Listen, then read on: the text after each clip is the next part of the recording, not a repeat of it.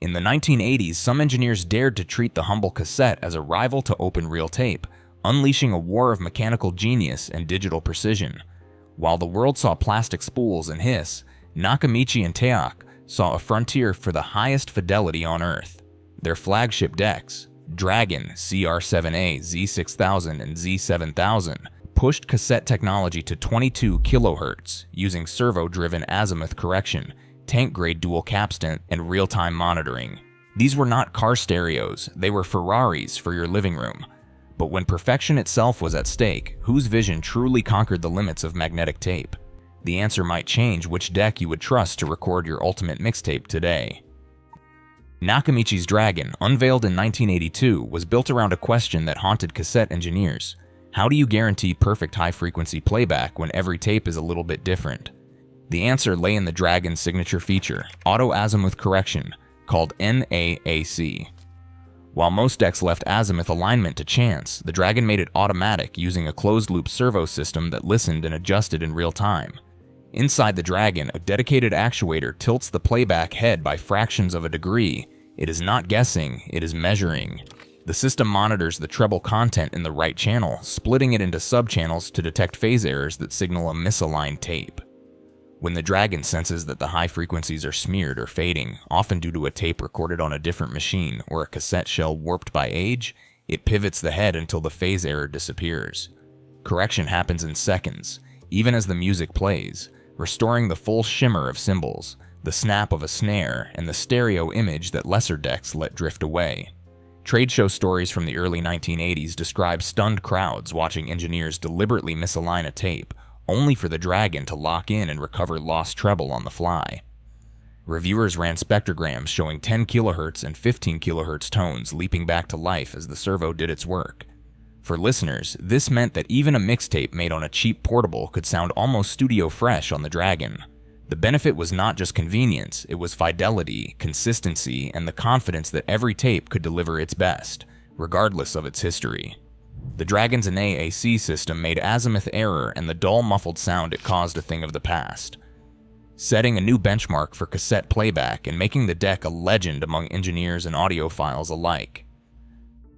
Precision was the guiding principle behind Nakamichi's CR7A. In an era when automation dazzled the public, this deck handed control back to the operator, placing a premium on manual expertise. At its heart lay a discrete 3-head system, with separate heads for recording, playback, and erasure, each engineered for a single purpose. This arrangement was not about convenience, it was about accuracy. With discrete heads, engineers could monitor the tape as it was being recorded, not just before or after. Off-tape monitoring meant hearing exactly what the tape was capturing in real time, revealing even minute changes in bias, equalization, or head alignment. Azimuth became a tool for the meticulous on the CR7A. Rather than relying on servos or digital presets, the operator could fine-tune the playback head's angle by hand, listening for the shimmer of cymbals or the sharpness of a hi-hat at 10 kHz and above. Adjustments as small as a few arc minutes could restore treble clarity lost to a poorly aligned tape or a worn cassette shell. For those with a test tape and a practiced ear, the process was almost surgical. They would monitor a 15 kHz test tone, nudging the azimuth until the phase locked in and the stereo image snapped into focus. Under the cover, Nakamichi used amorphous head alloys for both record and playback. These materials, with their non-crystalline structure, resisted wear and maintained a razor-thin gap, crucial for reading and writing the highest frequencies. Quartz-lock direct drive motors stabilized tape speed to within 0.04% wow and flutter, ensuring the signal on the tape matched the signal leaving the deck. The CR7A's signal path, from input to tape to output, was designed for transparency. Every adjustment, every calibration was instantly audible through off-tape monitoring. For the studio technician or audiophile, the CR7A was less a consumer product and more a precision instrument. It rewarded patience and skill, offering the satisfaction of hands-on control. In an age of increasing automation, this deck proved that the human touch, guided by real-time feedback and a careful ear, could push the cassette format to its absolute limits. TEAC Z-series cassette decks weren't just built, they were engineered for endurance. Each unit begins with a chassis that feels more like a broadcast rack mount than a piece of home audio, weighing in at nearly 30 kilograms. The Z7000's frame is cut from thick steel, braced to resist vibration and shield the tape path from outside interference. This mass isn't cosmetic. It serves a mechanical purpose, to anchor the transport so that every rotation of the capstan is stable, every pass of tape is smooth.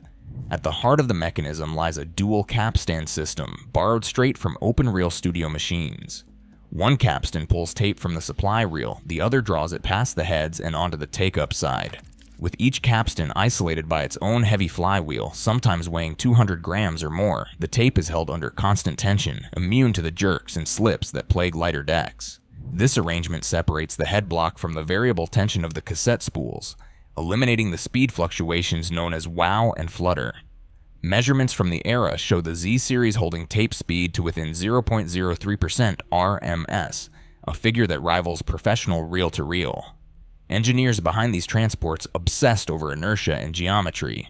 The spacing between the supply and post-head capstans is calculated to minimize tape skew, while the flywheel's mass damps out micro-variations in motor torque. The result is a tape path where the heads meet the tape at exactly the right angle every time, preserving high-frequency detail and stereo imaging. In the Z-series, physical stability isn't just a byproduct, it's the foundation for everything that follows. Which deck would you choose to record your ultimate mixtape today? Manual calibration on the TEAC Z-series was a ritual for engineers who valued precision. Across the front panel, a row of recessed potentiometers, small knurled controls, waited for the touch of a jeweler's screwdriver. Each potentiometer corresponded to a different parameter: bias, equalization, and azimuth, with separate adjustments for left and right channels. The process began with a reference tape and a set of test tones, 400 Hz for level, 10 kHz for bias, and 15 kHz for azimuth. The technician would record a test signal, then monitor playback through the deck's illuminated VU meters, or in a studio, an external oscilloscope patched in via the balanced XLR outputs. Bias was trimmed first, seeking the sweet spot where high frequencies peaked without distortion. Next came equalization, balancing the tonal curve so that a 10 kHz tone landed within a decibel of the 400 Hz reference.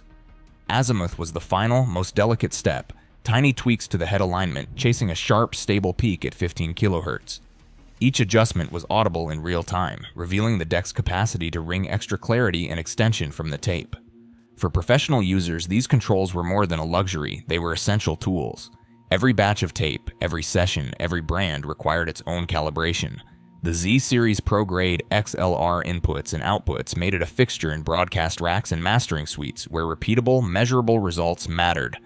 With skilled hands, a technician could push frequency response out to 20 kHz, reduce distortion below 0.3%, and achieve crosstalk figures rivaling open-reel machines. The act of calibration itself became part of the craft, blending human judgment with engineering to reach the cassette's true potential. Which deck would you choose to record your ultimate mixtape today? In the mid-1980s, lab measurements pushed the Rivalry from theory to evidence. Engineers lined up Nakamichi and TEAC flagships for A/B tests, using matched Type 4 metal tapes and precise test tones. Frequency response became the first battleground. Both the Dragon and the Z7000 could trace a nearly flat line out to 20 kHz, but the Dragon, with dBx engaged, sometimes nudged the high-frequency edge to 22 kHz, especially on carefully calibrated tapes. Signal-to-noise ratios told a subtler story. Dolby C, long the standard, offered about 70 decibels of noise suppression on both decks. But dBx went further, compressing and expanding the signal for up to 80 decibels of signal-to-noise ratio, provided the tape and calibration were flawless. Yet each system brought trade-offs. Dolby's sliding band pre-emphasis preserved musical dynamics but left a trace of hiss in quiet passages. dBx, by companding the entire spectrum at a 10:1 ratio, could erase noise nearly completely, but at the risk of audible pumping or breathing if the tape or deck drifted even slightly from spec. Engineers noted that TEAC's manual calibration could squeeze every last decibel from Dolby, while Nakamichi's automation let dBx shine. Both demanded technical skill for peak results. In controlled tests, wow and flutter figures landed under 0.04% for both. But the real difference lay in how each philosophy, mechanical precision or electronic correction, handled the cassette's limits. The numbers proved both decks could rival open-reel performance, but the path to perfection depended on which engineering values one trusted most. Decades later, audiophiles still pay thousands for these legendary decks. Proof that true engineering outlasts every format shift. As streaming compresses sound into algorithms, the pursuit of analog perfection endures. In an era of convenience, the question remains, which deck would you trust to preserve your ultimate mixtape today? Let me know below.